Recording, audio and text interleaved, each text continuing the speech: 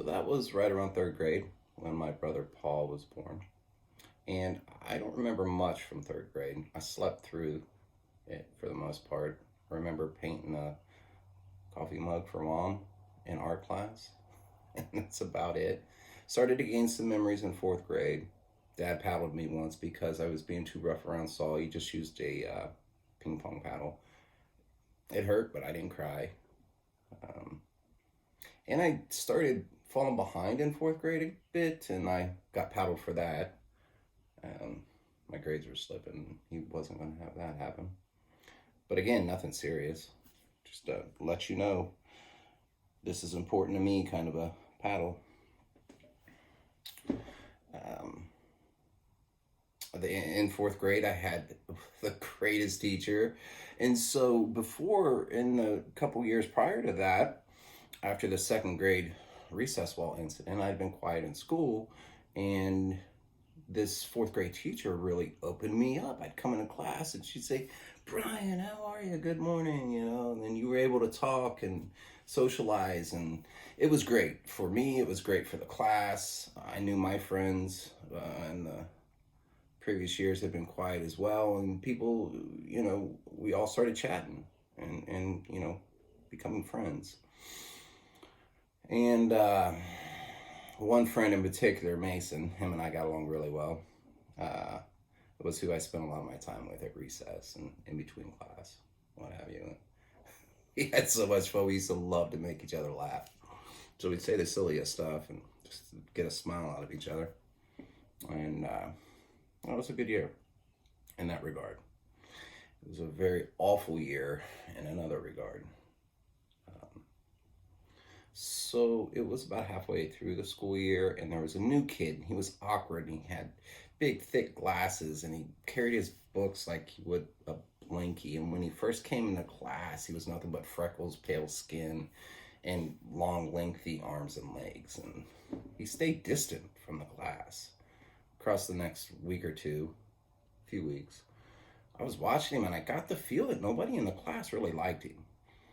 And he just was too different from us. I mean, he'd walk down the hallway coming back from recess or what have you, and he'd just be doing an awkward little dance by himself, and the kids would be turning around and looking at him, and he'd be at his desk for no reason, start doing hand motions, which ultimately great for him. I mean, he was very confident and just being him. He's just being a kid, but to me at that time something was just too weird about him. And so that sat with me for a few weeks after that. I don't know, a month into it, month and a half, I decided I had to do something about it. I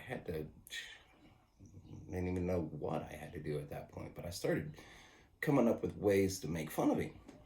And now my uncle, who was or is 12 years older than I am, at that time must have been 20-ish, 21, 22, doesn't matter, but he was 12 years older, and his way of kind of dealing with me, I guess, if I had something that he wanted changed, was to make fun of me. And so I didn't have the best oral hygiene back then, and he got on me about that. He called me yuck mouth. And so there was even a song. They call him yuck mouth because he don't brush, but he likes his teeth that way. They call him yuck mouth. It's a funny song, but that was kind of how we dealt with each other. We'd crack a joke or make fun of each other, what have you. And that was our family thing. Mom did it. Grandma, grandpa, what have you. But I took it too far. So on one hand, I think I was trying to treat him like family, but I got way too excited about what I came up with. So I'm at recess, thinking, how can I make fun of him? And his name is Ben Shamel, or I don't know, whatever. Flam, Am type of last name, but his first name is Ben. And so I came up with a bunch of silly options before one made me laugh, and it was Ben Ham.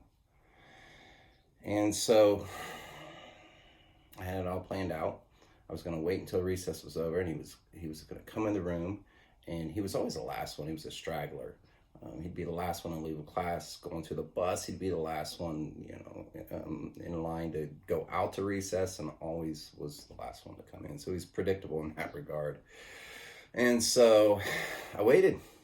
Recess was over. We all went into the room. The kids are chatting. It was kind of a loud chat too, for whatever reason that day. We were super excited.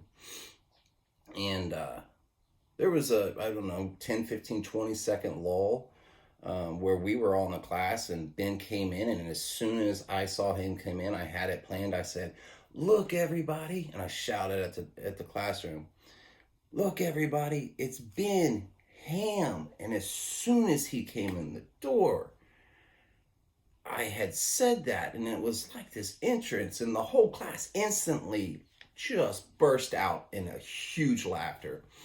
And the look on his face was instant. He went from just normal to horror and started crying. And it's a horrible scene. It's something that you see in movies. And I can only imagine the effect that I had on his life from doing that. Instantly, the teacher stands up. "Quiet down. What's going on? Quiet down." And the kids start to laugh less and quiet down. And Ben's crying. And she goes over and asks him what's going on. I don't know if she didn't hear me because everyone was talking so loud, or all the kids were talking so loud in the class, or what. But she never took me aside and talked to me or anything. But that's really not the point. It was just a very impactful moment all around. About a month later, a couple of weeks later, what have you, he wasn't in class anymore. And I had heard or overheard from a teacher that he had moved. And so I imagine his parents found out that he wasn't, doing too well socially with this new school, and moved to a different state or a different place. I mean, I don't know for sure. It could have been job reasons, but it seems like, that was the cause. And for the first time, I was a bully, officially. I mean, that wasn't my intention, obviously, back then, but some part of me saw myself as a bully. And able to get a crowd going, I guess. But